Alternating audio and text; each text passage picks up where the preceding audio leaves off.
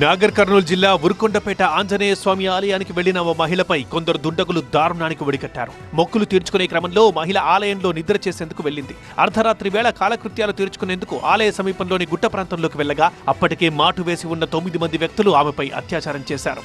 ఆమెతో వచ్చిన మరో వ్యక్తిపైన దాడి చేసి బంధించి క్రూరంగా వ్యవహరించారు. అయితే మరుసటి రోజు పోలీసులకు ఫిర్యాదు చేయడంతో ఘటన వెలుగులోకి వచ్చింది. దీన్ని సీరియస్ గా తీసుకున్న నాగర్ కర్నూలు ఎస్పీ వైభవ్ గైక్వాడ్ స్వయంగా పర్యవేక్షిస్తూ దుర్మార్గుల పనిబట్టారు. 7గురిని అదుపులోకి తీసుకోగా మరో 2 కోసం గాలిస్తున్నారు. నిందితులు గతంలోనూ నేరాలకు పాల్పడ్డట్టుగా గుర్తించారు. ఆ దిశలోనూ పోలీసులు దర్యాప్తు చేస్తున్నారు. ఇక ఘటనా స్థలాన్ని మల్టీ జోన్ 2 ఐజీ సత్యనారాయణ పరిశీలించారు. ఉరుకొండపేట గ్యాంగ్ రేప్ ఘటన దురదృష్టకరమన్నారు ఆయన. 3 టీములు కంటిన్యూస్ గా కేసును ఛాలెంజ్ గా తీసుకుని మొత్తం అంతా ఎవిడెన్స్ కండక్ట్ చేయడంతో పాటు అనుమానిత కదలికలు ఎవరైతే ఉన్నారో వాళ్ళని ఇమీడియట్ గా అదుపులో తీసుకోవడం జరిగింది.